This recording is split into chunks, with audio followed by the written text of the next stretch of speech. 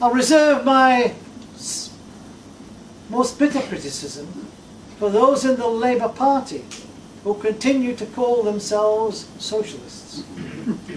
Tony Benn recently said the Labour Party has never been a socialist party. It is a party which has got some socialists within it, just like some churches who've got some Christians within it. Well, I think he's right on that. But I have to ask, what the hell is he doing within it then? I mean, you know, it's like saying we're going to church, or we're going to a mosque, or we're going to go to a synagogue, or we're going to go to a temple, but we're atheists. You know, I mean, what's the point? How do you square the circle? How do you remain a member of a political organisation that in a sense betrays every principle that you claim you hold? Just think about it for a moment.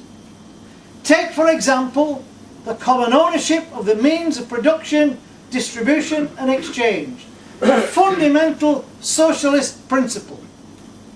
The Labour Party abandoned that in 1995 and openly support capitalism, which now forms part of the Labour Party's constitution. That one fundamental change, in my submission, should have been sufficient for any member of the Labour Party, but particularly those in Parliament, to leave that party on principle. Secondly, how can any Labour MP continue not merely to sit in the House of Commons, but be a member of a political party which has gone to an unlawful war in Iraq, is slaughtering millions throughout the world as a result of the war in Iraq and Afghanistan, and spending billions at a time when the health service, the education system and our social services are almost starving because of the need for cash to sustain their viability. Seems to me to be a contradiction in terms. We've got 750,000 unemployed building workers, and we've got thousands and thousands of people without a home. We've got thousands of properties, nearly 750,000 properties standing empty, and yet we've got a similar number of people without a house. I would have thought it's the simplest thing in the world to put those without a home into a home.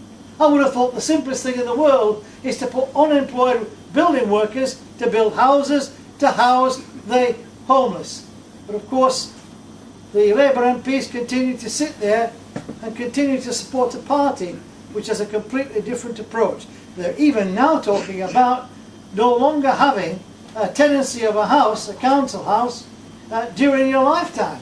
You will have to apply every 3 years for a renewal of your tenancy. Christ, the Tories couldn't have thought that better than that. And yet here we are, with Labour MPs continuing to say they support the Labour Party. I just don't understand how anybody can continue to support a political party that opposes every single principle that makes a person say that they're a socialist. You cannot, in my submission, argue that you remain inside the Labour Party in order to change it unless it's capable of being changed. Now just think about it for a second. I understand that in a trade union, for example, in accordance with its constitution, you can take a seat, Ricky, wherever you want. You can change it from within because its constitution allows you. But how can you change a constitution like the Labour Party when its constitution prevents you from doing so? Do you know, it's amazing how many people don't understand. Even on the so-called left fringes of the SWP, of the so-called Socialist Party, of the Scottish Socialist Party, of Solidarity, all these breakaways, when you look at them in detail, none of them seem to understand as yet that inside the Labour Party, trade unions can no longer submit a resolution for debate on the conference floor, and nor can constituency Labour parties submit resolutions for debate on the conference floor. They're in fact supplied to a conference commission, which decides whether they agree or disagree with it, and then they reformulate it and put it out to the members, who then say yes or no, and that's the end of the matter. Well, how do you change the policy? You can't do it. And if you put up a policy to say we'll revert clause 4 to one which reads the common ownership of the means of production, distribution and exchange, if it's defeated you can't raise that for another 3 years. In other words, it's a perpetual motion system that they've got, and you might as well say if you can do that and change it from inside within the Labour Party, you could do exactly the same in the Liberal Party and the Conservative Party. It is in fact a nonsense and a contradiction in terms.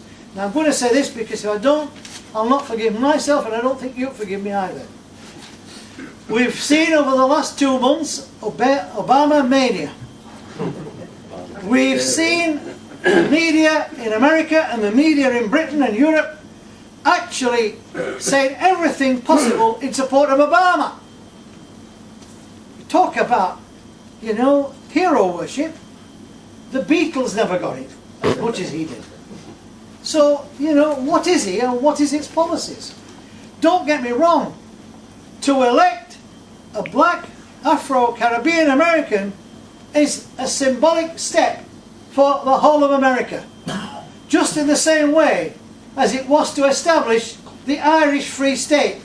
Just as it was to establish an independent India, despite the fact that it's split into India on the one hand and Pakistan on the other. Just as it was to elect for the first time a black South African president and a black South African government. But let's remember that in all those situations that I've referred to, not one of them has resulted in a socialist India, a socialist Pakistan, a socialist Ireland, or a socialist South Africa.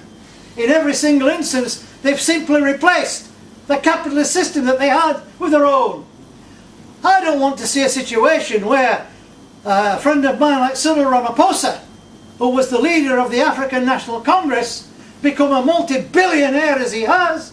I thought that what his job would be to replace the system and kick out the multinationals and give the assets to the people of South Africa. Now, have you noticed who backed Obama? Apart, that is, from all the newspapers in Britain and the media in America. I always judge someone by the company they keep. Well, listen to this lot. He was backed by Goldman Sachs. He was backed by Microsoft. Now you've heard of that. I mean, this lot on the top table, they're all into computers. And you know that's a real socialist organisation. They were backed by JP Morgan Chase, the biggest banks in America, doing not too well at the moment. Citigroup, Time Warner, and of course major pharmaceutical companies in America were backing Obama. Now I wonder why. And why is it that everybody's got Obama mania without stopping to think for a moment about the policies that he's advocated? I don't know if people in this room today, comrades in here, have examined closely what he said.